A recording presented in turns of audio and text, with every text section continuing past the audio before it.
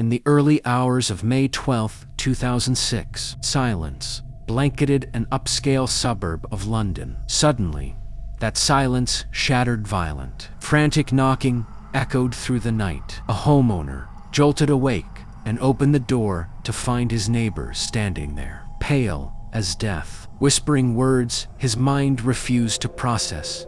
At first, "Your sister Nisha, something terrible has happened." Without hesitation, he sprinted into the dark streets toward his sister's home. Tears blurred his vision. His heart pounded against his ribs. He had always warned her. For kindness, he said, could become her weakness. She would just smile and reply, "I'm fine, Keaton." When Keaton reached her house, time froze. The first thing he saw wasn't flashing police lights. It was a long, dark trail of blood stretching from the driveway into the street. The scene told a story too horrific to comprehend. Just hours earlier, 29-year-old Nisha Patel had been sitting inside her beauty salon. She wasn't just a successful hairdresser who had built her dream since age 18. She lived a second life serving as a volunteer police officer with London's Metropolitan Police. That evening, Nisha had been reading about the aftermath of the London terrorist attacks. Fear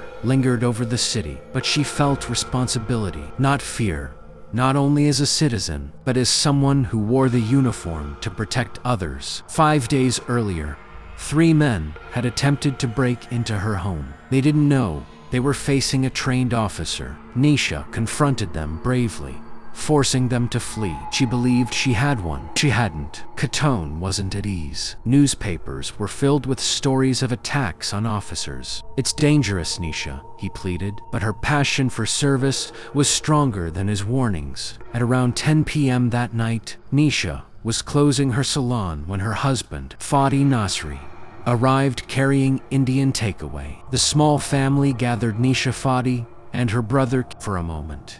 Everything felt warm, perfect. Nisha offered to cut her husband's hair ahead of her brother's upcoming wedding. They talked about the future, about children, but Patel seemed distracted. Or perhaps that was just Keaton's imagination. Around 11 p.m., Nisha and Patel left for home. Keaton urged her to stay the night, worried after the recent break-in attempt. She smiled, "Don't worry, I'm with Patel." She didn't know she was refusing her last chance at safety. Shortly after they arrived home, Patel told Nisha he was going out to meet a friend for snooker. She felt disappointed. She had hoped for a quiet evening to talk about building a family, but she said nothing. After he left, Nisha went upstairs to wash up and prepare for bed. Then she heard a sound downstairs. Her heart raced. Had Patel returned, or had the intruders come back, armed with a flashlight?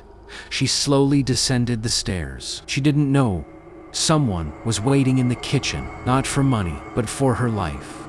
Neighbors were jolted awake by blood-curdling screams. They rushed outside to see Nisha stumbling into the street in her nightgown, covered in blood, crying, "I've been stabbed. I've been stabbed." As one neighbor tried to help her, he caught a glimpse of a shadow fleeing into the night. A man in a hoodie disappearing between houses. Nisha collapsed before she could identify him. Detective Nick Scola arrived at the chaotic scene. Something immediately felt wrong. There were no signs of forced entry. The killer had used a key, or had been let in. Inside, a knife block sat on the counter, missing one knife. The surrounding glasses were untouched. The weapon hadn't been grabbed in panic. The killer knew exactly where to look. During the investigation, Detective Scola received devastating news. Nisha had died on the way to the hospital. A volunteer officer had become the victim of a deliberate murder. The following morning,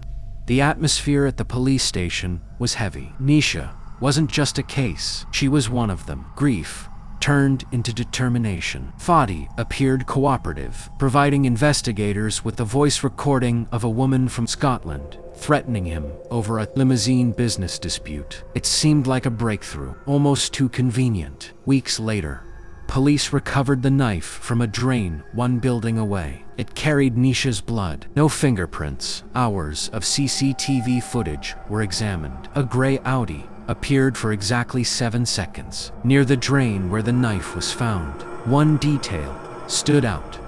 The license plate light was broken. Detectives examined Fadi's phone. They found a photograph not. It was of another woman, taken in a hotel room. Confronted with the image, Fadi initially denied everything. Eventually, he admitted to an affair with a woman named Laura. The grieving husband now had motive. Phone records revealed another name, Roger Leslie, a known drug dealer. Why was a limousine business owner contacting a criminal? The truth began to surface. Fadi hadn't gone out for snooker. He had gone out to create an alibi. The hired killer, Jason Jones, entered, using a key provided by Fadi himself. The plan was simple: kill Nisha in her bed and stage a burglary. But she woke up. She fought back.